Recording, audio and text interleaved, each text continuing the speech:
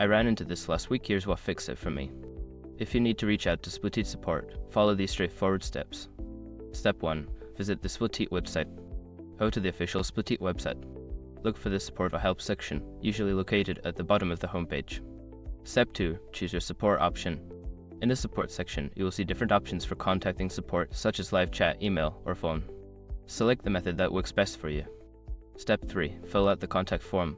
If you choose to email or use a contact form, provide all necessary details, including your account information and a description of your issue. Be as specific as possible to get quicker assistance. Step 4. Check for FAQs. Before submitting your request, check the FAQ section. Many common issues are addressed there, which might save you time. Step 5. Follow up. After submitting your request, keep an eye on your email for a response. If you haven't heard back in a few days, consider following up through the same method you used initially. Reaching out to support can sometimes feel daunting, but following these steps should make the process smoother. Good luck, and I hope your issue gets resolved quickly.